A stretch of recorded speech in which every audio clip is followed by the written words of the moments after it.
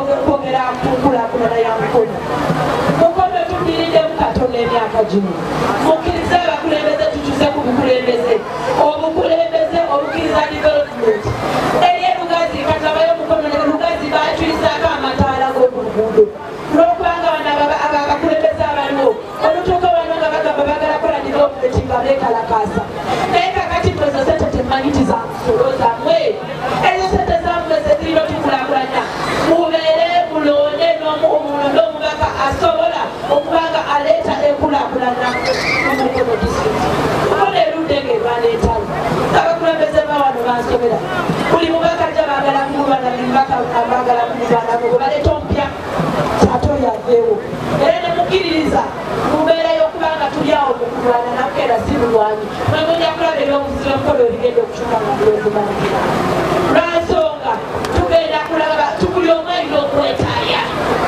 buli omu alina okubanga yeewulira mutuluba mwali okulaba kino tutwala mukono bini nyo babyogedde naye kyenjagala okubakakasa nti olw'obudde nange nti neewagudde nnyo ati nabaliriza tugenda kuwera ssaawa emu naye nze mmaliriza akatandika 12 naye olw'empisa yange ngenda kufunza n'ebigambo bino wamangu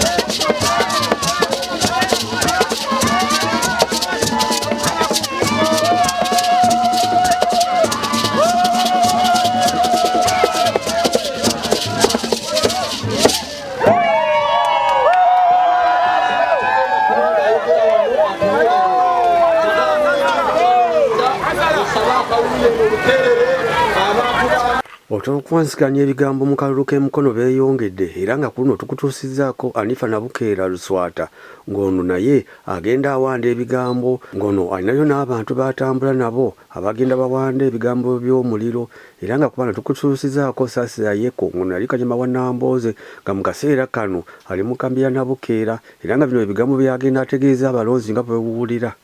Yalinensa nasazeewo zekusaidiya abantu mbegatteko tusobole okuba nti mukono webayite erolulwa emyaka 28 kyekimu bagende lumu mukono municipality egende mu maaso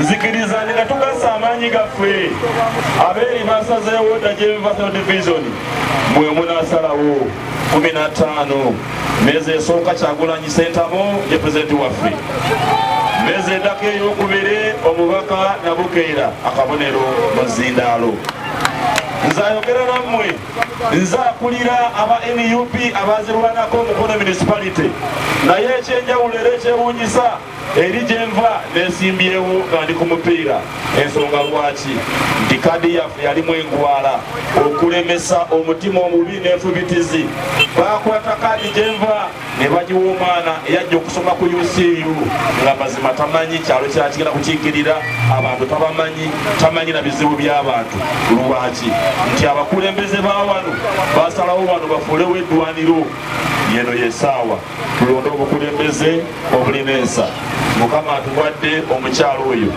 nga bw'omulaba liiso lya ndege wa kisa niwomutulira bwoti atulola bikolwa twamugambye nti amannya gano gayinza okubanga mangi tulondako limu erya Hanifa tuyita Hani watulina budde muyite Hani tusobole okutambuza noonya akalulu asobole okuwangula nsaba mbategeeza abantu bawana ebugerere mwomukyasinza okulonda nga 15 mumalirire mugende mulonde tusobole okufuna obuwanguzi buli muntu yagalire municipality mbagala nnyo Mukama abankuumire tewali budde nsaba mukulu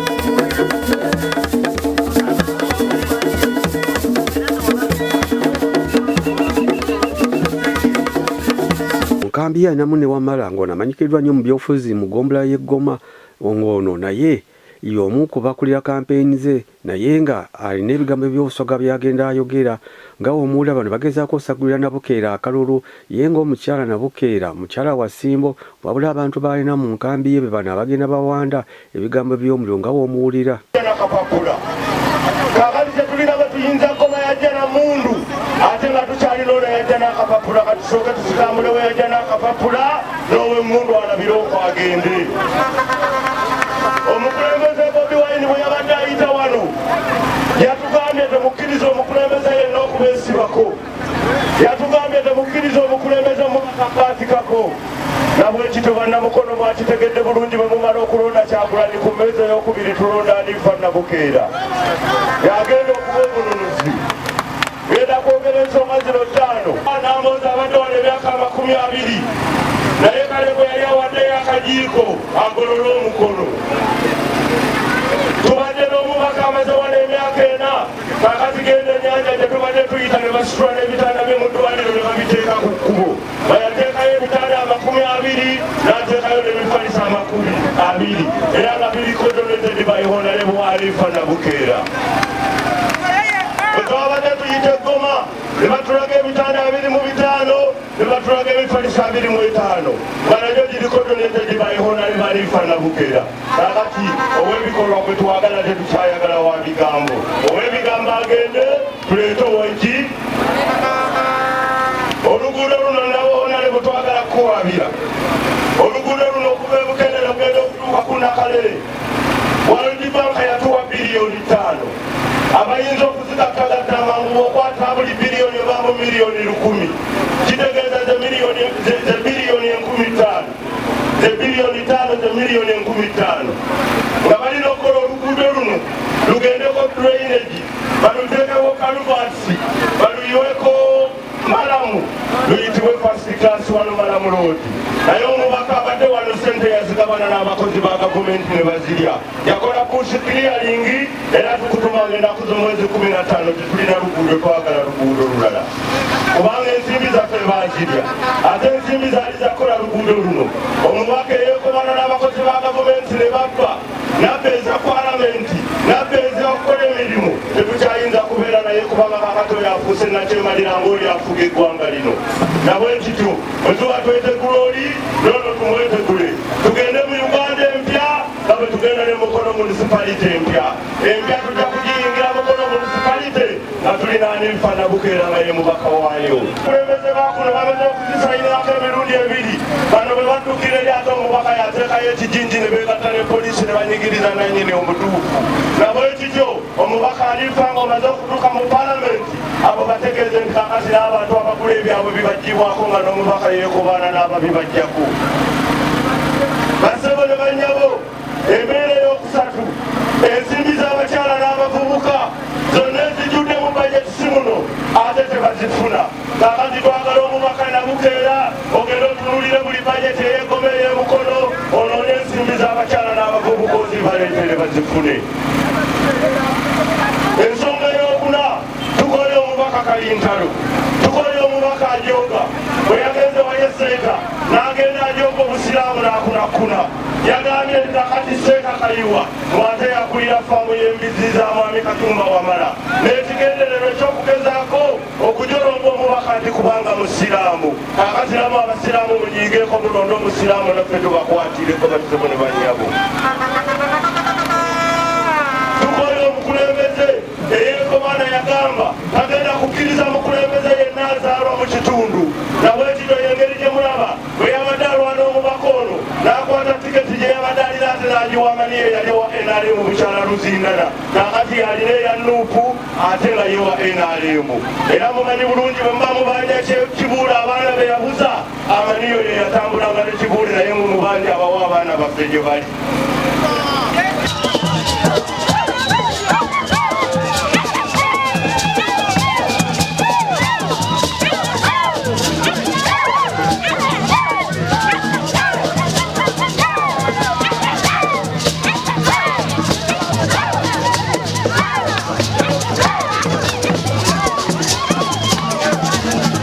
Nabukeera bw'aba ayogerako eri abantu ye abalaga muno mu kisanja kye asobodde okukola ebintu eby'enjawulo nga kuno by'anookolayo kwe kugula amaseppiki wamu n'amasuwaani n'ezitenti by'agezaateeka mu bitundu eby'enjawulo nga byasinzaako okugamba abantu bamulondo okulaba nga afuuka omubaka w'ekibuga ky'e Mukono.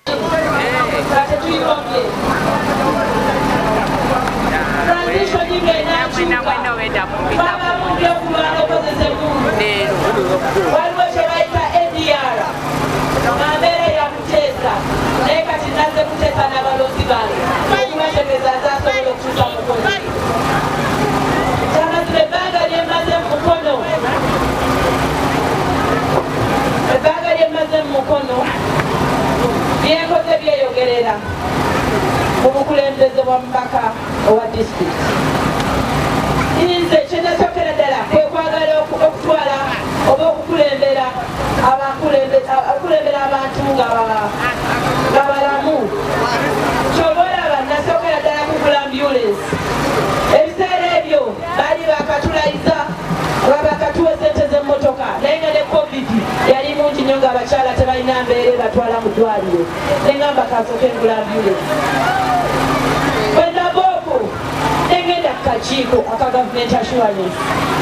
Akakiiko ako kalondoola bya gavumenti ebigaanye.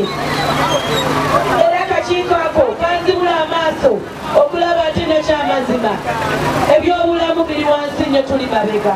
Kubanga atambudde amalwaliro gonna aga disitulikiti eno ey'e Mukono kyamazima gayungula amaziga. Naye nagamba nedda Nabukeera siri mugodo. Nenkwata emifaliso n'ebitanda n'emitwalo eggoma wano mu ddwaliro lyaffe. Ayagala abaana basome. Ky'obalaba babyogedde wakati babyogedde.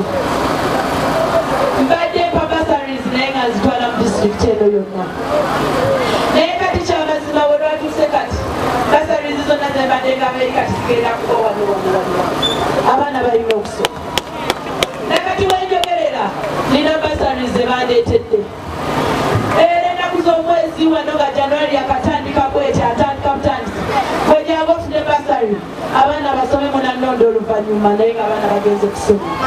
Oyo omubaka gw'omulina okulonda namba basaries eza university secondary eza primary tewali naye ne vocation gw'omwana woma olemereddwa okusoma bino ebya bulijjo ng'olina ebyomukono by'oyagala okukola gyano tutetengane tulabe nti nno osobola okufuna ky'osoma ate tusobola okuyamba mu maaso. Y'oyo omubaka afaayo ku bantu. Ng'ovudde okwo ng'omubaka ategeera embeera y'omuntu wa wansi. Mulekerawo okulonda ababaka abakodo mu palamenti batuwa ku ssente naye batuwa ku ssente tebatuwa ssente za kugabira bantu. Wabula kiri ggwe okumanya nti otegeere gye wava otegeere n'abantu babakulonda obajjukire. Ky'okola abanze buli muluka nakuwa tenti wano mu Mukono n'obutere bwamu. Era njagala okubategeeza ebyo mwebikoledde disitulikiti eno olaba nabo muluka ku muluka kati bwemunampawa n'amagombera abinja kukola kyalo ku kyalo. Kyekyo kyekitegeeza omubaka omukozi amasefuliya wano nagawa n'amasowaani batuuka n'okuntuma maama masowaani naye nga tezifaayo okolera abantu. Abantu bano bajja bajologa nti wuyagaba omusowaani amasowaani ago nga gewafunye omutawaana oba essanyu weeruza abantu ogenda baliza muki ogenda balisiza muki yoona abafuulira muki. Y'oyo omubaka ategeera embeera ya wansi ogyeko okubateesereza mu palamenti.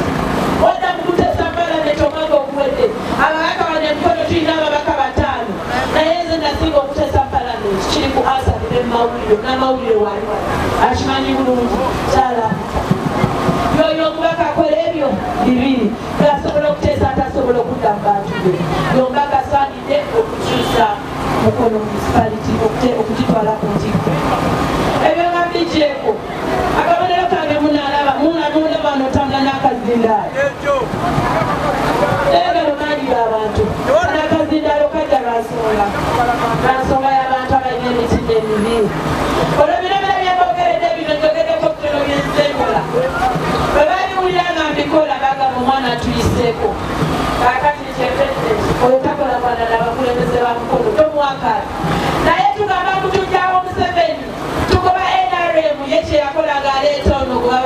mwitani kimumanyi bamumumanyi kubeera oyo muba wakanira ngo ate nga wenaremu kati netugamba ate kakati watugoba benaremu natwala mukono mu maaso enkola gyetwalibadde tukolamu ebyo saagala bikabiramu era njogerako bwogezi ng'olugero naye nga njagala okubategeeza amaanyi galimugwe galimumwe abantu gabalaba nakwatamu nakazindaalo naye nzigenda mu bantu okubategeeza nti tunoonye omubaka ow'ebikolwa omukutu gwe tugenda okukolerako kujja kubakuba akazindaalo okubatuukako okulaba nti no empuliziganya lungi wakati wange nammwe kyemba nakwata akazindaalo naye sivanga ku bukulembeze nze vice chairperson wane NUP mukulu disitulikiti tebanaba bunzijako kitegeeza nti bwenabamaliriza okuwangula na Mukama Katonda akkiriza obukulembeze bwaffe ngenda kutwala wa Pulezidenti Kyagulanyi mugambe mukono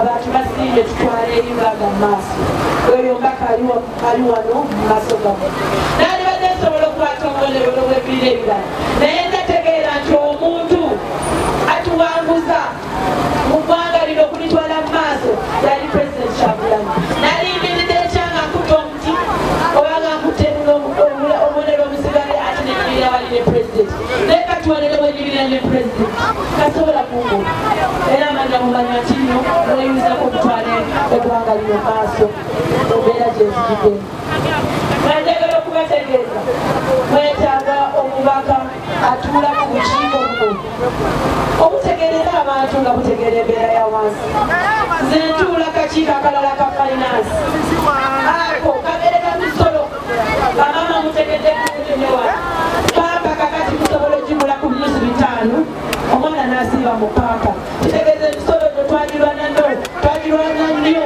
okulaba nti nno tebateeka ebintu ebimu omuntu yatandikirako wansi emisolo okugireega waggulu era twakola nnyo kakiikako okulaba nti n'emisolo tugikakkanya tulabe nti nno ebintu ebisookerwako tubituukako era ekyatwala ne kakiiko kaliko tugagenda mu maaso n'okulaba nga tukutuusaako ebigambo byonna ebyogera ababaka abeesimbyewo mu kibuga ky'e Mukono gwe ng'omulonzi ava mu kibuga kino gwe weesalirawo ani ku bo gw'ogenda okulondako okulaba nga akukiikira mu kikolwa eggwanga oluddako